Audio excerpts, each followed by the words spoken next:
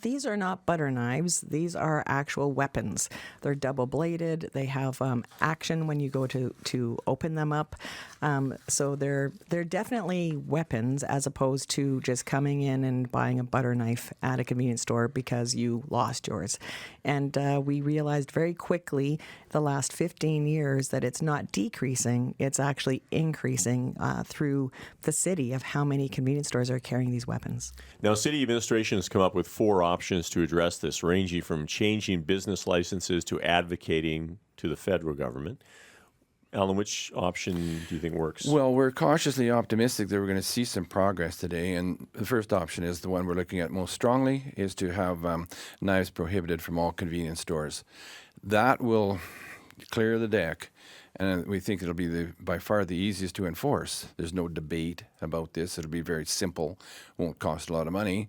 And the police should be able to help out here with the resources they have. So that's the number one.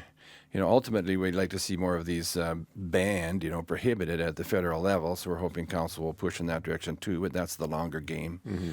And then maybe even with the other stores that still sell these, whether it's hunting and fishing places or Canadian Tire or whatever, maybe they'll stop selling them to minors, and that would be a help too. But that's a little dicier in terms of needing more enforcement and to manage that.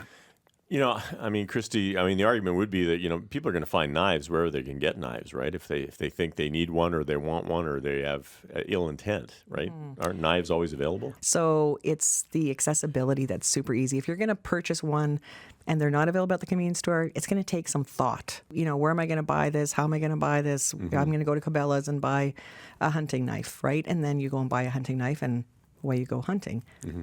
Also, I should mention, this is stage one. Stay tuned. After Christmas, there's another report coming up about the carrying of these knives and what can be done through the public spaces bylaw to restrict or prohibit people from carrying these kinds of things. And that's going to be the game changer we see, so that police can confiscate these things out of people's backpacks and pockets and whatnot when they're seeing them all over the place. And if you can take the knife out of the equation, then the incident isn't going to be near as serious that ultimately unfolds. Don't you have the right to carry a knife? It seems a little bit, that seems a little bit much. You do, and that's going to be a tricky one because we have to somehow define these weapons. Right. Nobody's carrying these things around unless they want to really hurt somebody or kill somebody. Well, but that's a judgment call too, right?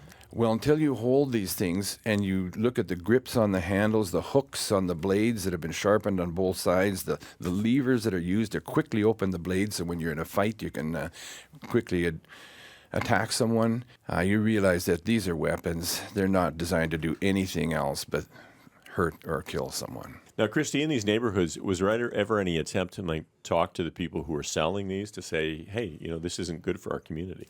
100%. We ran a campaign together with the city and police called We Believe in 118. And it was about talking to the business owners saying, these are weapons.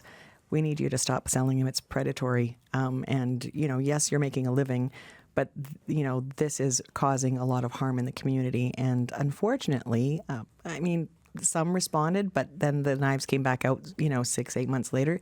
And others said, yes, let's put that, poster in our window and say, we believe in 118. So there has been small successes, but not enough to make a real impact.